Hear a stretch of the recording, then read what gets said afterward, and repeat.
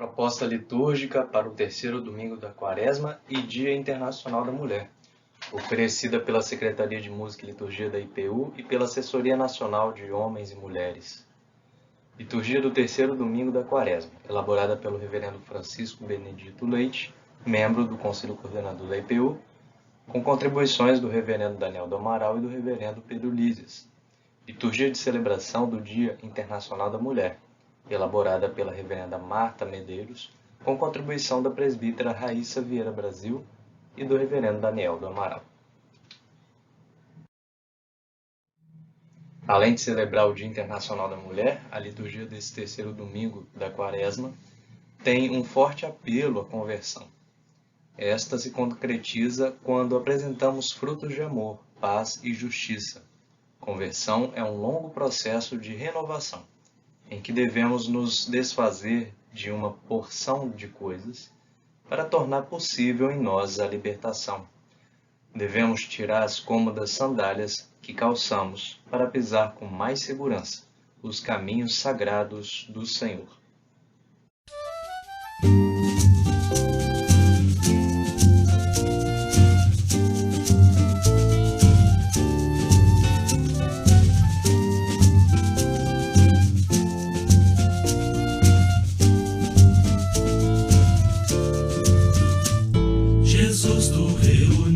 Teus amigos e lhes lavaste os pés humildemente, enviaste-os logo após entre os perigos de um mundo desumano e incoerente. Também pediste que este teu exemplo se repetisse em nós e que ao invés de nos fecharmos em teu santo templo, saíssemos lavando em todos pés. La la la la la la la ya, la la ya, la la ya, la la ya, la la la la la la ya, la la ya, la la ya, la la ya. Na poeira das estradas desta vida, vem nossos pés lavar tão doloridos, vem dar-nos mãos que acalmem a ferida dos que ainda longe estão de ti perdidos. Senhor, que os nossos pés assim lavados nas águas transparentes de tuas fontes indiquem sempre a cura dos pecados e resplandeçam belos sobre os montes. La la la la la la la ya, la la ya, la la ya, la la ya, la la la la la la ya, la la ya, la la ya, la ya.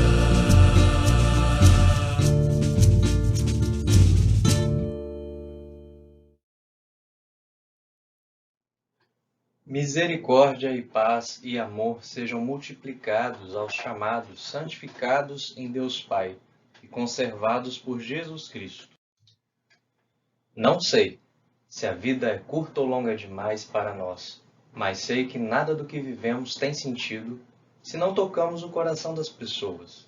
Muitas vezes basta ser colo que acolhe, braço que envolve, palavra que conforta, silêncio que respeita, alegria que contagia, lágrima que corre, olhar que acaricia, desejo que sacia, amor que promove. E isso não é coisa de outro mundo. É o que dá sentido à vida. É o que faz que ela não seja nem curta nem longa demais, mas que seja intensa, verdadeira, pura, enquanto durar. Com essa linda poesia da escritora Cora Coralina, saúdo a todas e todos.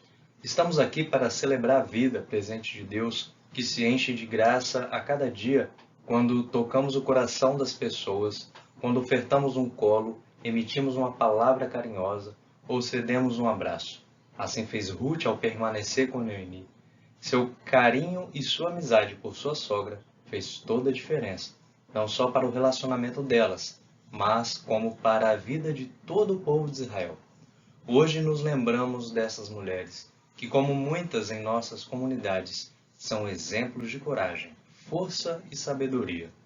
Nos reunimos em nome de Deus, que nos criou iguais à sua imagem e semelhança e nos concedeu o dom da vida, que veio a nós em Jesus Cristo e nos mostrou seu reino de justiça e igualdade, que permanece conosco através de seu Santo Espírito, que nos fortalece, acompanha e orienta. Amém.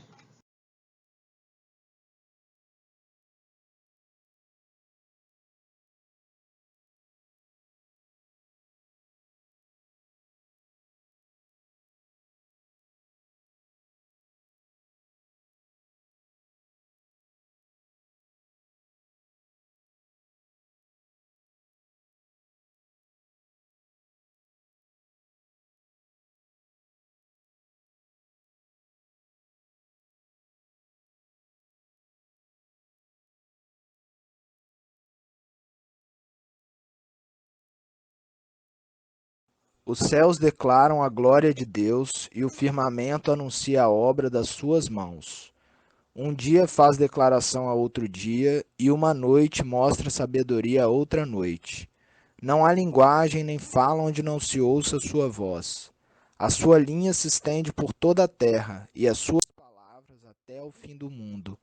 Neles pôs uma tenda para o sol, o qual é como um noivo que sai do seu tálamo e se alegra como um herói a correr o seu caminho. A sua saída desde uma extremidade dos céus e o seu curso até a outra extremidade, e nada se esconde ao seu calor. A lei do Senhor é perfeita e refrigera a alma. O testemunho do Senhor é fiel e dá sabedoria aos simples. Os preceitos do Senhor são retos e alegram o coração. O mandamento do Senhor é puro e ilumina os olhos. O temor do Senhor é limpo e permanece eternamente. Os juízos do Senhor são verdadeiros e justos juntamente.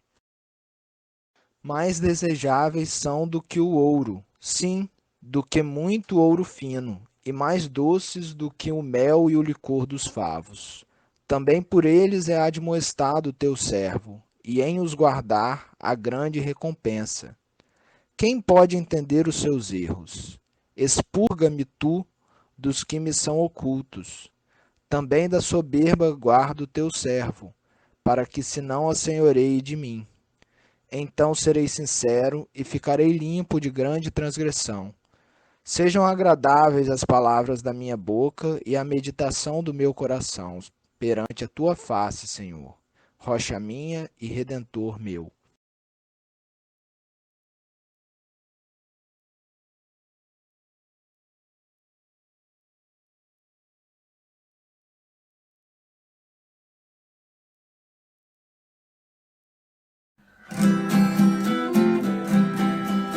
Estamos aqui, Senhor, viemos de todo lugar, trazendo um pouco do que somos, um louvor, um canto de alegria, trazendo a nossa vontade de ver raiar um novo dia, trazendo o nosso louvor, um canto de alegria, trazendo a nossa vontade de ver raiar um novo dia. Estamos aqui, Senhor, cercando esta mesa comum, trazendo ideias diferentes, mas em Cristo somos um, Cristo somos um. E quando saímos daqui, nós vamos para voltar na força da esperança e na coragem de lutar. E quando saímos daqui, nós passamos para voltar na força da esperança e na coragem de lutar.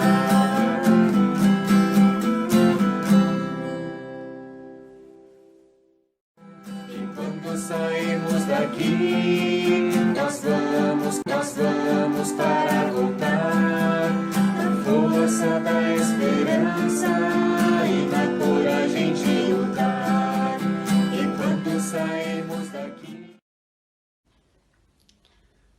Muitas vezes dizemos: sabe como é, a carne é fraca, eu não consegui resistir à tentação. O apóstolo Paulo desmente essa nossa afirmação, dizendo em 1 Coríntios 10:13 que ninguém será tentado além de suas forças, de modo que não seja capaz de resistir. As tentações que vocês têm de enfrentar são as mesmas que os outros enfrentam, mas Deus cumpre a sua promessa e não deixará que vocês sofram tentações que vocês não têm forças para suportar. Quando uma tentação vier, Deus dará força a vocês para suportá-la, e assim vocês poderão sair dela. De acordo com essa palavra, não existe não resistir à tentação. O que existe, na verdade, é não querer. Reconhecendo isso, confessemos os nossos pecados, irmãos e irmãs em Cristo, na presença de Deus onipotente. Ajoelhemo-nos e, com humildade de coração, confessemos nossos pecados, de maneira que obtenhamos perdão por sua infinita bondade e misericórdia.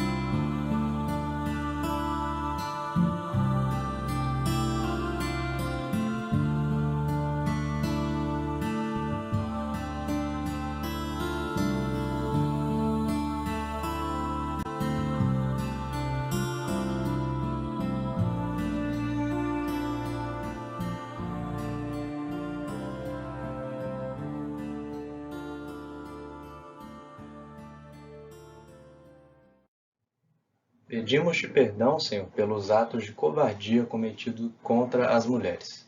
Muitas vezes achamos que não os cometemos, mas nos calamos ao vê-los cometidos, porque tantas vezes fechamos as portas para as mulheres, dando a elas poucas oportunidades, ao não reconhecê-las como capazes. Perdoa-nos, Senhor, por nossas palavras de julgamento e de condenação, por nossa pouca disposição em ouvir e auxiliar as mulheres e as crianças. Ajuda-nos, Senhor, na construção do Teu reino entre nós, de justiça, amor, misericórdia e graça para todas e todos. Esta é uma palavra fiel e digna de toda aceitação, que Cristo Jesus veio ao mundo para salvar os pecadores. Assim, cremos que Jesus nos perdoa e nos encoraja a fazer o bem, sem nenhuma discriminação, buscando a justiça, buscando a paz, buscando a igualdade. Amém.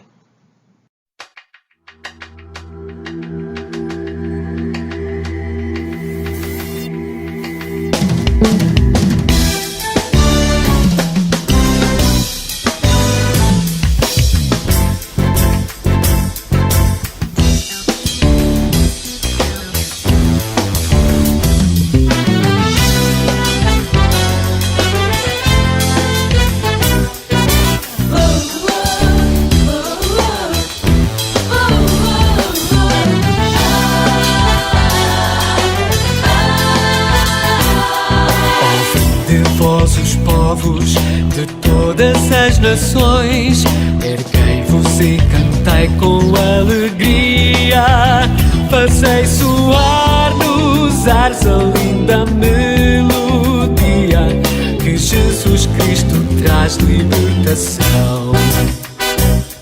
É tempo de romper a vil escravidão que em nós produzem homens ou ideias. É tempo de dizer que só Deus pode ser o único Senhor da humanidade. A verdade vos libertará, sereis em Cristo verdadeiramente livres.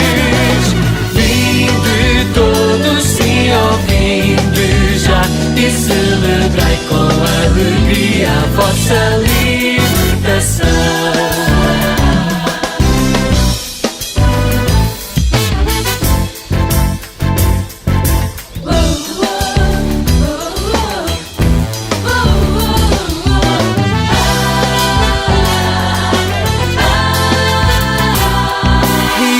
Os oprimidos, e vós os explorados, e vós os que viveis em agonia, e vós os cegos, coxos, vós cativos sós, sabei que em breve vem o novo dia. Um dia de justiça, um dia de verdade, um dia em que haverá na terra paz,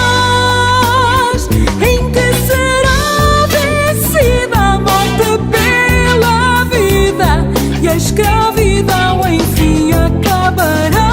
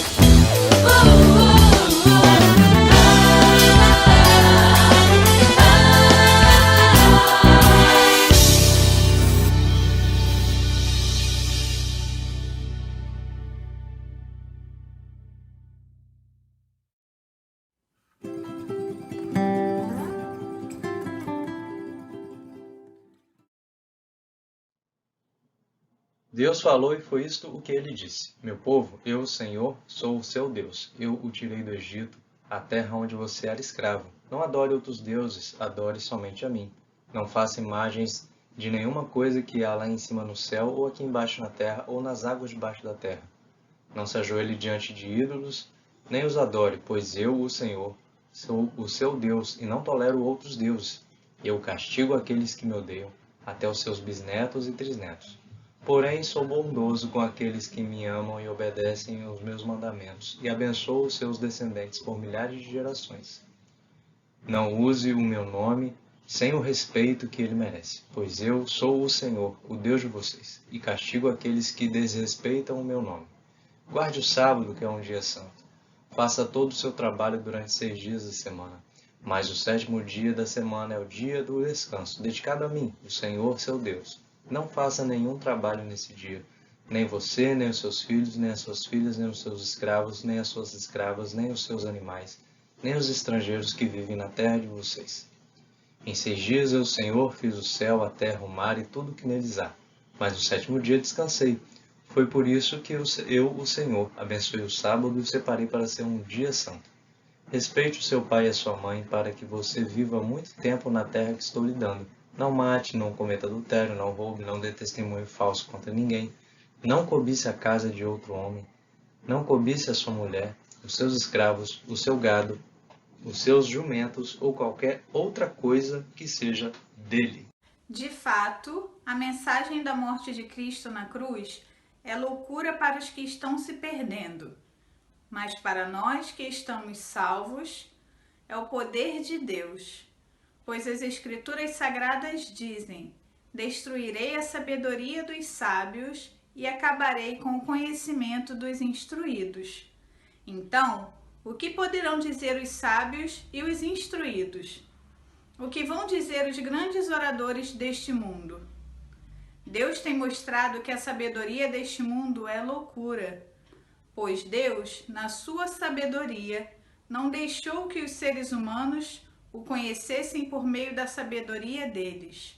Pelo contrário, resolveu salvar aqueles que creem e fez isso por meio da mensagem que anunciamos, a qual é chamada de louca. Os judeus pedem milagres como prova, e os não-judeus procuram a sabedoria. Mas nós anunciamos o Cristo crucificado, uma mensagem que para os judeus é ofensa e para os não-judeus é loucura. Mas para aqueles que Deus tem chamado, tanto judeus como não-judeus, Cristo é o poder de Deus e a sabedoria de Deus. Pois aquilo que parece ser a loucura de Deus é mais sábio do que a sabedoria humana.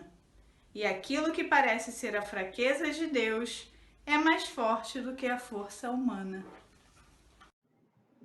Alguns dias antes da Páscoa dos judeus, Jesus foi até a cidade de Jerusalém. No pátio do templo encontrou pessoas vendendo bois, ovelhas e pombas, e viu também os que, sentados às suas mesas, trocavam dinheiro para o povo. Então ele fez um chicote de cordas e expulsou toda aquela gente dali, e também as ovelhas e os bois. Virou as mesas dos que trocavam dinheiro, e as moedas se espalharam pelo chão. E disse aos que vendiam pombas: tirem tudo isto daqui, parem de fazer da casa do meu pai um mercado. Então os discípulos dele lembraram das palavras das Escrituras Sagradas, que dizem: o meu amor pela tua casa, ó Deus, queima dentro de mim como fogo. Aí os líderes judeus perguntaram: que milagre você pode fazer para nos provar que tem autoridade para fazer isso? Jesus respondeu: derrubem este templo e eu reconstruirei de novo em 3 dias. Eles disseram: a construção desse templo levou 46 anos e você diz que vai construí-lo de novo em 3 dias? Porém, o templo do qual Jesus estava falando era o seu próprio corpo. Quando Jesus foi ressuscitado, os seus discípulos lembraram que ele tinha dito isso e então creram nas Escrituras Sagradas e nas palavras dele. Amém. Graça e paz, irmãs e irmãos. Estamos no terceiro domingo da Quaresma e também celebrando e lembrando do Dia Internacional da Mulher. Nesse terceiro domingo da Quaresma, nós somos convidados para esse desafio de João 2, 13 a 22. Esse evangelho que traz essa passagem, né, que Jesus ele expulsa as pessoas, os vendedores do templo. O título dado é Um Chicote Trinitário. Um chicote trinitário. Há pessoas que se incomodam com esse Jesus agressivo que faz um chicote para dispersar os profanadores do templo. Aqueles que romantizam Jesus como um homem louro e extensamente bondoso se relacionam com esse texto, observando que tudo é apenas simbólico, em tom de aviso, como quem diz para uma criança: não faça isso, pois Papai do Céu castiga. Outras pessoas militantes da absoluta não violência questionam se a agressividade desse Jesus que se arma e usa essa arma para atacar e expulsar pessoas e animais do pátio, se ele não contradiz a paz que ele prega. A Quaresma não é o tempo de reflexão e jejum de violência? Como compreender essa passagem bíblica e aplicá-la em nossas vidas? Primeiro pergunto se reações como as de Jesus não são comuns a qualquer ser humano apaixonado, que tem paixão por algo. Segundo, reflito: Deus, com todo o seu poder e vontade, de que maneira agiria para organizar sua criação? Mesmo o Espírito Santo. Tanto é uma brisa suave, que paira por sobre a face das águas, como é também um vento forte e estrondoso, ou ainda como línguas de fogo. No primeiro capítulo do Gênesis, o ato criador de Deus é suave ou violento? Quando a humanidade caída é exortada por Deus, um dilúvio, e não uma garoa, inunda a terra a fim de corrigir a jornada do povo de Deus. Pois bem, irmãs e irmãos, antes nós tivemos na história do povo de Israel várias mudanças, né? Enquanto povo que se organizou como tribo, que se organizou como monarquia. Então, antes da monarquia, a noção de templo estava ligada tão somente à Arca da Aliança, que era a presença de Deus no meio dos camponeses, no lugar ou acampamento em que estivesse montado o tabernáculo. Os reinados, especialmente de Salomão no período de paz, ressignificaram o templo ao darem a este a função de justificar a cobrança de tributos e legitimar o Estado e o sistema econômico baseado na cobrança de impostos e tributos. Então a gente vê aí o templo com uma característica e um objetivo muito específico. A interpretação que fazia sentido antes da monarquia, principalmente pelo Conselho dos Anciãos, cujo modelo de poder era partilhado, né, na anfitrionia, compreendia que Deus era contra o Estado, lá em Deuteronômio 6, 20 a 23 e Josué 6 a 8. Agora, na monarquia, com o templo, Deus deve justificar o Estado com uma nova teologia da bênção, do sacrifício, dos ritos, da natureza. O templo vira aparelho ideológico do Estado. O templo passa a ser esse coordenador das mentes daquelas populações que vivem em torno do templo. Então, um Estado que privilegia uma elite, apenas aquelas pessoas que haviam acumulado posses são aí privilegiadas por esse Estado, não são exploradas por esse Estado, são beneficiadas pelo templo e por esse Estado que anda de braços dados com o templo. Então, tal função o templo mantinha ainda no tempo de Jesus, colocar Deus ao lado da elite dominadora, justificando a exploração do povo a partir de uma interpretação teológica bastante conveniente. Essa era a função do templo, legitimar os negócios da classe dominante de Israel e de Roma. O templo escondia e se apropriava de Deus e o revelava como aliado da elite. Então a gente vê aí que faz-se uma interpretação onde o povo fica distante das bênçãos de Deus. E os ricos, os poderosos, estão ali abençoados, de acordo com essa manipulação da teologia da palavra de Deus. Então, nós temos aí o templo que se escondia, né? Ele escondia e se apropriava de Deus e se aliava à elite. É por isso que Jesus está dizendo ao povo de Israel que esse templo deve ser destruído e que ele o reconstruirá em 3 dias. A quem então, de fato, são endereçadas as chicotadas trinitárias de Jesus, que é o nosso título, né? Jesus está dando aí chicotadas trinitárias, representando aí ele como também a presença de Deus e a presença do Espírito. Ao desferir açoites em negociadores e vendedores, Jesus acertava o lombo da família sumo sacerdotal, a qual controlava as concessões do comércio no templo. Essa família sacerdotal definia quem poderia ali vender e explorar, né, o comércio. As chibatadas marcavam e escancaravam as funções adulteradas do sumo sacerdote e do templo, o qual servia mais como pilar econômico e legitimava os sistemas político e ideológico, tudo decidido pelo Império Romano. Então nós temos aí um grande complô, né, uma grande organização, que a gente poderia dizer até de criminosa, porque os seus atos eram criminosos, que se juntava aí Império Romano, família sacerdotal, né, tudo em volta aí do uso totalmente adulterado do que era a função do templo, né, e do sacerdote naquele tempo. Então, nós temos que Jesus, ele chega lá e enfrenta todo esse poder, todo esse sistema político ideológico, né, que é comandado aí, em última instância, pelo Império Romano. Parem de fazer da casa do meu pai um mercado. Para Jesus, a venda de animais para sacrifício não era o maior dos escândalos. O imensurável escândalo era a venda de toda a Palestina, seu povo e sua dignidade, cujo objetivo final era eliminar o projeto de Deus e vender o próprio Deus.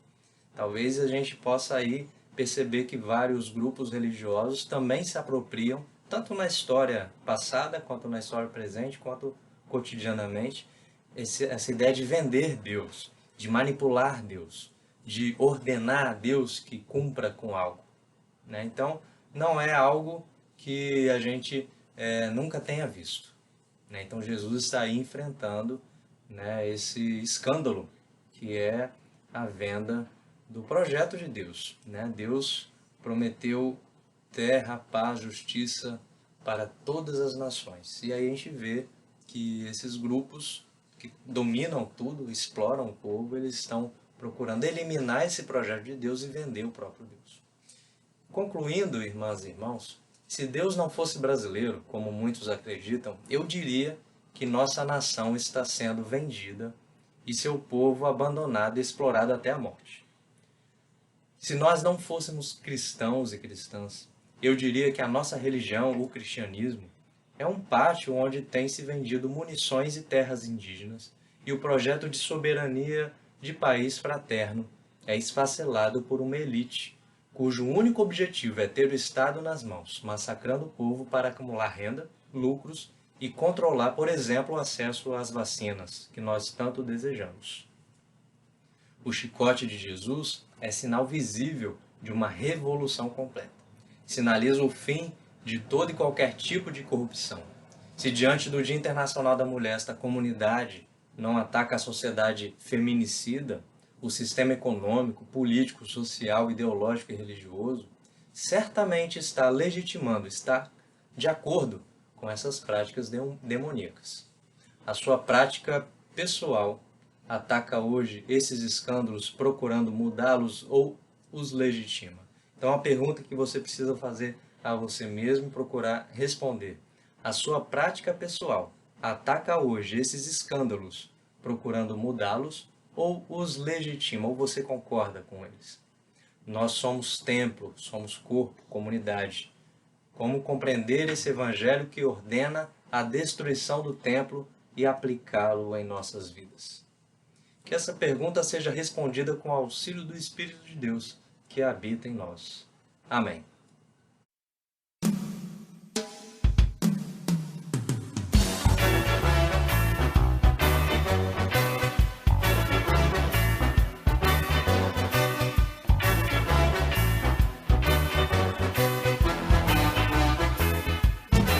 Do sul ao norte estamos no caminho, celebrando a vida, partilhando o pão. Do mesmo cálice bebemos vinho, somos o teu povo em peregrinação.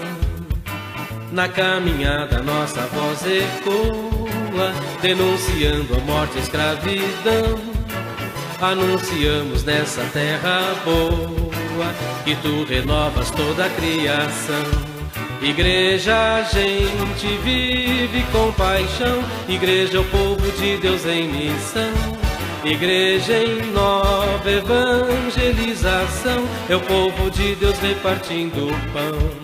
Igreja, a gente vive com paixão. Igreja é o povo de Deus em missão. Igreja em nova evangelização, é o povo de Deus repartindo o pão. Pelos sinais, pelas boas notícias, por tua herança, pelos dons, Senhor.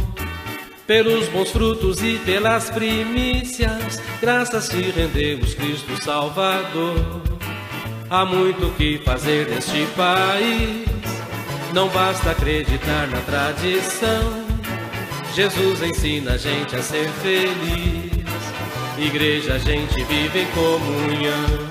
Igreja, a gente vive com paixão. Igreja é o povo de Deus em missão.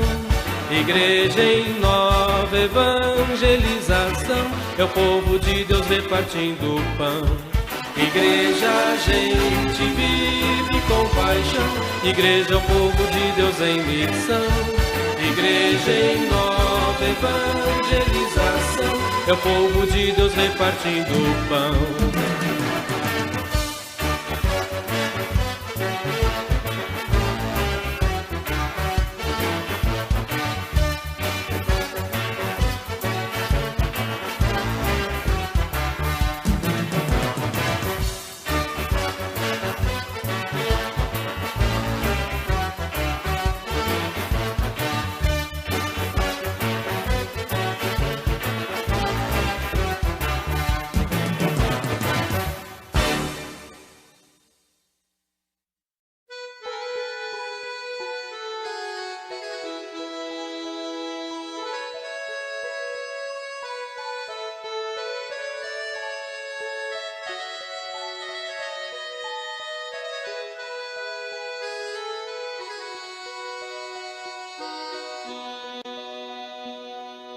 Venham, celebremos a ceia do Senhor, façamos todos juntos um enorme pão, preparemos muito vinho, como em Caná.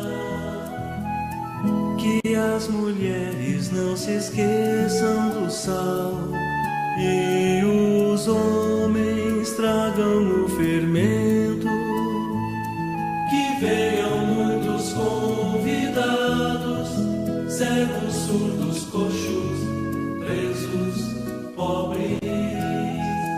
Que venham muitos convidados, cegos, surdos, coxos, presos, pobres.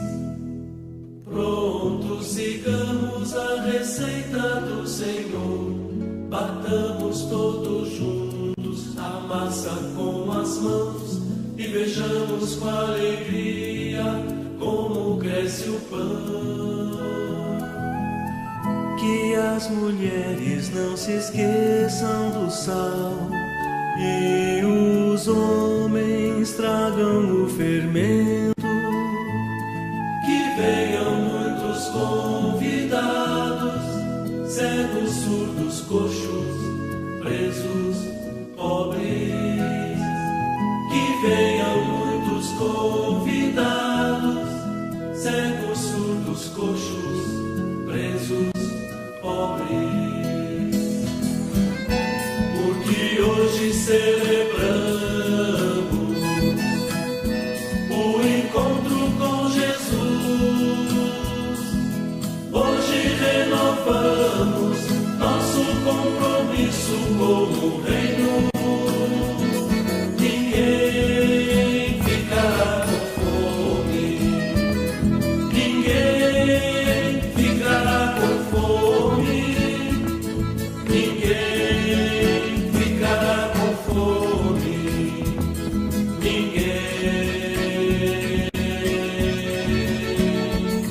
ninguém ficará com fome.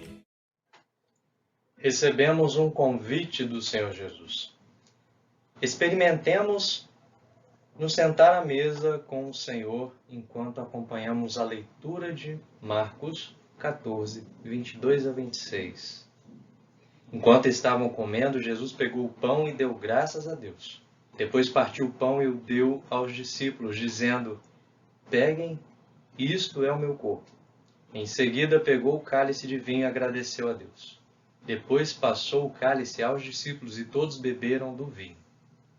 Então Jesus disse: isto é o meu sangue que é derramado em favor de muitos, o sangue que garante a aliança feita por Deus com o seu povo.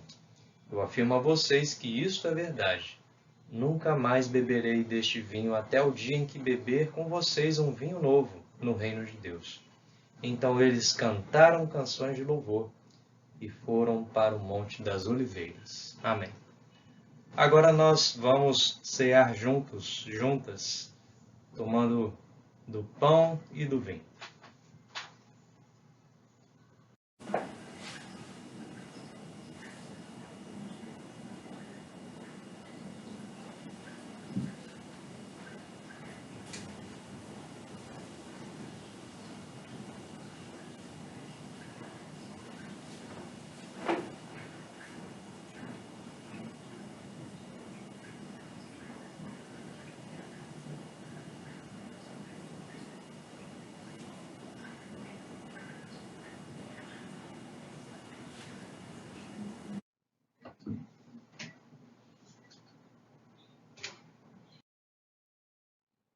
Deus Santo e Amoroso, Autor da vida e doador de cada boa dádiva, Tu nos visitas com Tua glória e nos colocas em caminhos de justiça e compaixão. Recebe nossa gratidão e louvores. Ouve especialmente nossa gratidão pelas mulheres que guardaram Teus mandamentos de cuidar dos menores entre nós. Pelo canto de Maria e de Ana, proclamando a Tua justiça, e para todos e todas que levam adiante esse anúncio. Nós te agradecemos, ó Senhor, pela insistência de Maalá, Noa, Ogla, Milca e Tirza no direito delas e por todas que desafiam a economia do patriarcado. Nós te agradecemos, ó Senhor. Por Esther, que negociou com autoridade, e por todas que se manifestam em nome dos sem voz. Nós te agradecemos, ó Senhor, pelo uso justo da riqueza de Lídia, e por todas que usam sua influência para o bem. Nós te agradecemos, ó Senhor. Pelo cuidado de Tábata para o bem-estar dos outros e por todas as que são voltadas para fora com cuidado compassivo. Nós te agradecemos, ó Senhor, pela mulher no poço que se arriscou a falar com o Senhor e compartilhou a boa notícia para todos. Nós te agradecemos, ó Senhor, pelas mulheres que se organizam, aumentando seu poder por números, pelas mulheres que dançam, pintam, cantam, todas as artistas que expandem a nossa visão de justiça, pelas mulheres jovens, gritando contra todos os tipos de mal, pelas mulheres muitos dias vividos que ensinam por experiência, pelas mulheres que educam, propõem novas políticas, legislam e são ativistas. Nós te agradecemos, ó Senhor. Por quem mais devemos agradecer? Ouça a nossa gratidão e louvor. Ó Deus, pois oramos no nome daquele que habita em nós, em nosso meio, nos chama a servir, Cristo nosso Deus. Amém. Essa é a nossa gratidão por esta mesa que acolhe a todas e todos. Essa mesa materna, essa mesa que também é uma mesa de mulher, uma mesa das mulheres, uma mesa de acolhida plena. Possamos, assim, estarmos nutridos por essa palavra que Deus trouxe a nós. Amém.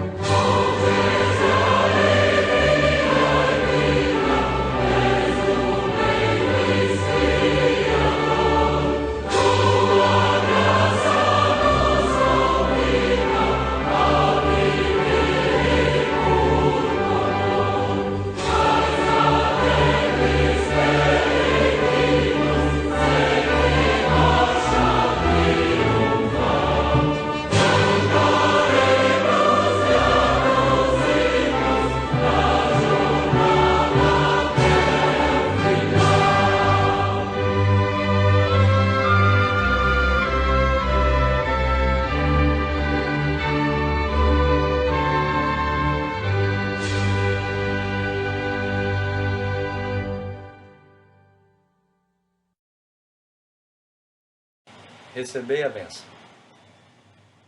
Que a graça do Deus, que é materno e é paterno, seu espírito feminino que flui sobre as águas e nos transforma, seu espírito criativo, criador e gerador, que nos gestou em ventre materno. Que o teu Filho, que nasceu de mulher e acolheu as mulheres e nos ensina a receber essa bênção que tem todos os sentimentos, todos os sentidos que podemos aprender nas nossas relações com as mulheres, que acolhem os menores, que dão forças para a luta do dia a dia. Que assim nos abençoe Deus, em nome do Pai, do Filho e do Espírito Santo. Amém.